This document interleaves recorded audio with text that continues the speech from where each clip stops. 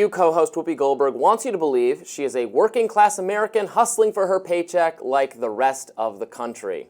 Goldberg revealed on the show Tuesday that if she had the money, she would quit The View, adding that she is part of the working class and she's trying to feed her family. Let's take a listen. I appreciate that people are having a hard time. Me too. Yeah. I work for a living. If I had all the money in the world, I would not be here. Okay?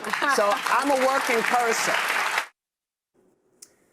Whoopi's whopping net worth clocks in at $60 million, with her annual salary for co-hosting the show sitting at about $5 or $6 million in 2016 alone. So is Whoopi moonlighting as a working class person? The latest example of media elites trying to relate to middle class America. And she's entitled to her salary. She worked her way up. I think she does come from very humble origins.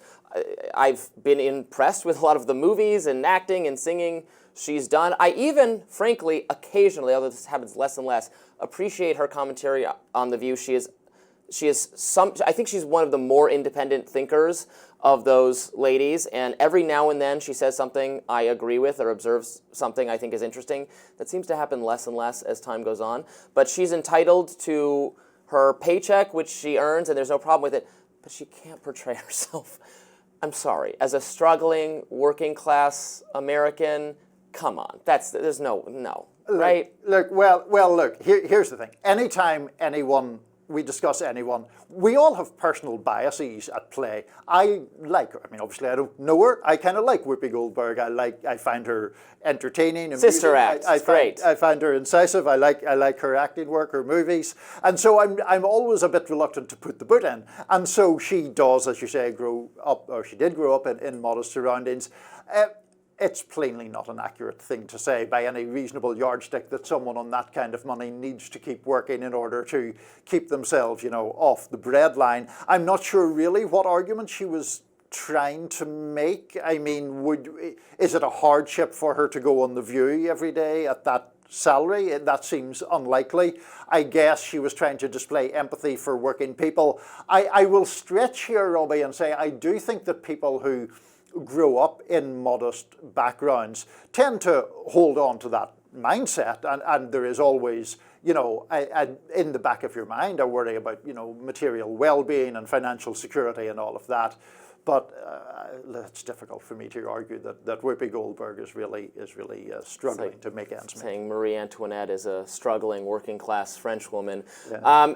The dirty secret of media is that so many people in it who do punditry, commentary on various cable news channels, not only do they come from wealth, I think that's even a more minor thing. The bigger thing is nepotism, is that they are sons and daughters and grandsons and granddaughters and cousins, and they have of congressmen, of politically connected people, so people who edit and report and work at, not even on television, but behind the scenes in magazines and newspapers, have been in this town forever or in New York forever because they have political connections. There's so much nepotism going on in the media.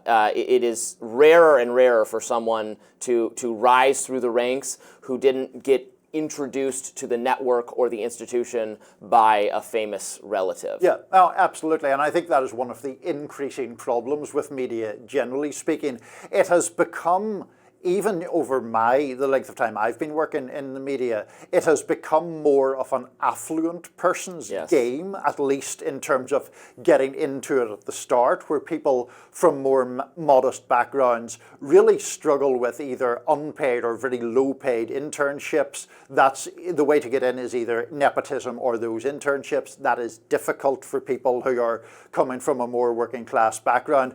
And I think this actually gets to a wider point, which is the way we talk about diversity, which is often just used as code for racial diversity and sometimes diversity of sexual identity. But in fact, people from working class backgrounds of any ethnicity are way underrepresented in the media. People from rural backgrounds are way underrepresented in the media, whether that is white or black or any other ethnicity. And so that issue, I think, is one that really deserves to be talked about more. I could not agree more with you. That's an observation that really struck me when I was reading Batya Ungar Sargon's book. Batya used to host occasionally on Rising as well, and she pointed out exactly what you're saying, that journalism used to be a working class profession. It was not a profession for the moneyed elite necessarily at all over the course of the 20th century. It became so in part because having a college degree or even an advanced degree has become more and more of a prerequisite for being in the field. Even though it's I always say this: journalism is a craft. It's not, in my view, really an academic discipline. I mean, you can always study more and become better at whatever, but really the tools to practice it beyond basic reading and writing skills that should be mastered by everyone beyond like the 7th grade, unfortunately, is not in American schools, but should be pretty well knocked out in primary education.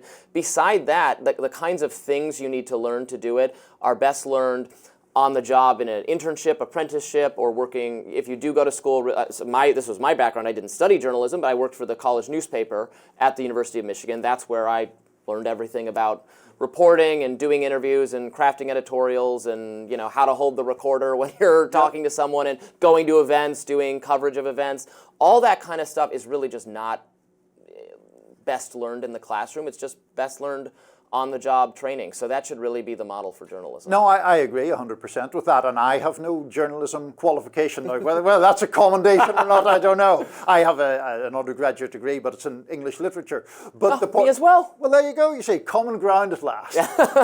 But no, I think I remember first coming to the US and looking into journalism masters. I think it was at Columbia, and the cost. And I was by this stage in my late 20s and had begun my career in Ireland and the UK. The cost was exorbitant. There's no way I could have afforded it at that stage, and it was just like ridiculous. I remember seeing there's a specific one that's for journalism with a special focus in financial literacy, and it's so expensive. If you enroll in this, it proves you are unfit to practice this job. Do not do this. I warn everyone. It is not. You will not make enough. You can make good money in journalism if you get to the top. We're doing just fine. We're not Whoopi Goldberg out here complaining that we got to get Robby a bigger paycheck or something. But do not go massively into debt. Honestly, I believe this for any field. Be very careful going into debt to get a degree. There's probably some college, some educational thing you can do that is way cheaper where you don't have to go into massive debt. I mean, if it's your parents' money and they don't care, then fine, go ahead, have fun, live your best life. But if you're going to be expected to pay this back, you ought to be really careful about what you do. Digging yourself into far too deep a hole, pointlessly. It's terrifying. Do not do it. That does it for us today on Rising. Thanks for watching. We had a spicy show, a lot of criticism of Whoopi Goldberg, Don Lemon, and company. Please subscribe so you never miss any of our content. And for those of you who like to listen while on the go, we're now available anywhere you can find podcasts. And we will be back tomorrow. See you then.